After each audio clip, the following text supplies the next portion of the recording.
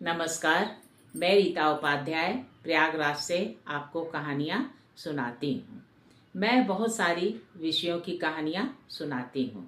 कभी मैं धार्मिक, कभी सामाजिक और कभी धार्मिक कथा भी आपको बताती हूँ।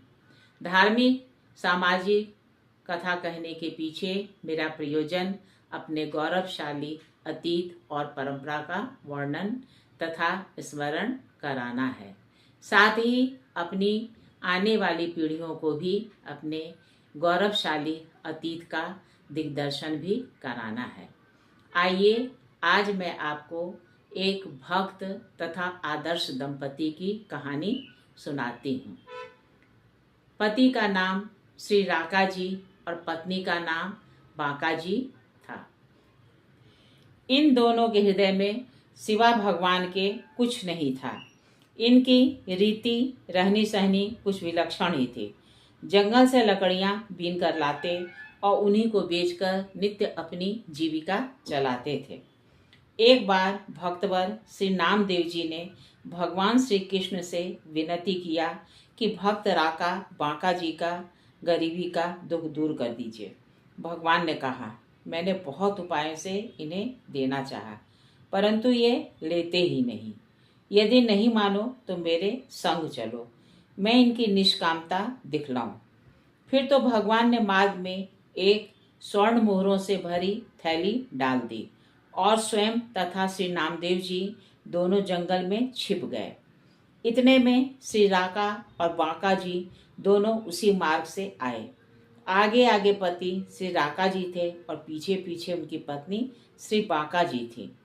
एकाएक श्री राका जी ने मार्ग में पड़ी हुई मोहरों से भरी हुई थैली देखी। देखकर विचार किया कि मेरी पत्नी स्त्री जाति है।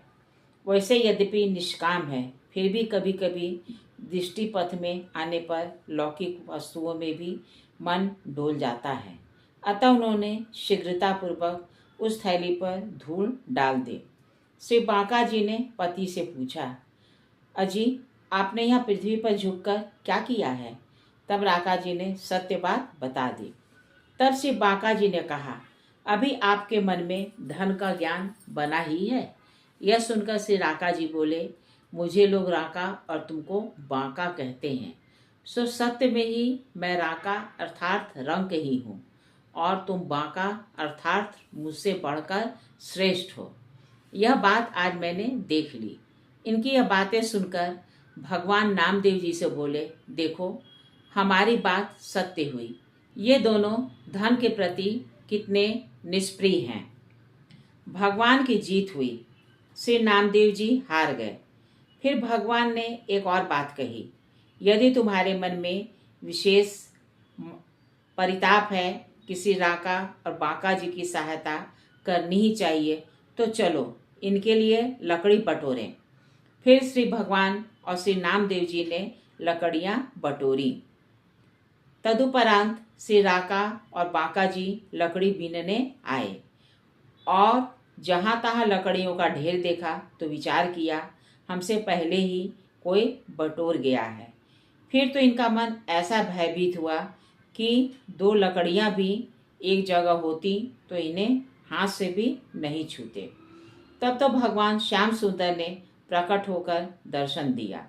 श्री राका बांका जी ठाकुर जी को घर लिवा लाए। भगवान के संग श्री नामदेव जी को देखकर श्री राका जी ने झुंझला कर कहा, अरे तुम पागल हो क्या? श्री प्रभु को इस प्रकार वन वन भटकाया जाता है। भगवान ने राका जी से कुछ मांगने का अनुरोध किया। तब वे हाथ जोड़कर प्रार्थना करने लगे कि मुझे आपके सिवा और कुछ नहीं चाहिए। तब श्री नामदेव जी ने हाथ जोड़कर इनसे कहा, अच्छा और कुछ नहीं तो प्रभु का रुख रखते हुए प्रभु का एक प्रसादी वस्त्र ही अपने शरीर पर धारण कर लीजिए। यद्यपि इतने से भी राका बांका जी को लगा कि मेरे सिर पर भारी बोझ पड़ गया, परंतु उन्होंने भक्त और भगवान की रुचि रखने के लिए वस्त्र मात्र स्वीकार कर लिया। एक बार की बात है, किसी बादशाह की सवारी कहीं जा रही थी। साथ में बहुत बड़ा लाव लश्कर भी था। उन लोगों को किसी एक ऐसे आदमी की आवश्यकता थी जो सामान के एक बड़े गट्ठर को सिर पर लाद कर चले। अब दोनों दंपति जा रहे थे। वे भगवान के ध्यान में डूबे हुए चले जा रहे थे। फिर क्या था, बादशाह के यवन सिपाहियों ने इन्हें पकड़कर इनके सिर पर गट्ठर रखवा दिया। कुछ भाव की अवस्था और कुछ गट्ठर भी भारी था, अतः एक जगह ये लड़खड़ा गए और गट्ठर गिर पड़ा। अब तो वे दुष्ट सिपाही इन्हें मारने लगे। वे क्रोध, शोक आदि विकारों से मुक्त थे, परंतु भगवान ने भक्त की ऐसी अवमानना और सिपाहियों की दुष्टता देखकर क्रोधित हो गए। अचानक असंख्य गिरगिट वहां प्रकट हो गए और यवन सिपाहियों को काटने लगे। वे जिधर भी भागते उधर ही गिरगिट प्रकट होकर उन्हें काटने लगते। सिपाहियों की यह दुर्दशा देखकर बादशाह समझ गया कि यह हिंदू फकीर सिद्ध महापुरुष है। फिर तो वह रथ से तुरंत उतरकर तुरंत उनके चरणों में गिर पड़ा और क्षमा मांगने लगा। इस पर उन्होंने कहा, भाई मैं आपसे नाराज ही कहाँ हूँ जो क्षमा कर दो। जो आप पर नाराज है और दंड दे रहा है उससे क्षमा मांगो। कहिए मेरे श्रद्धालु श्रोताओं, आपको मेरे द्वारा कही गई यह कहानी कैसी लगी? अगर अच्छी लगी है तो कृपया इसे लाइक और सब्सक्राइब कीजिएगा।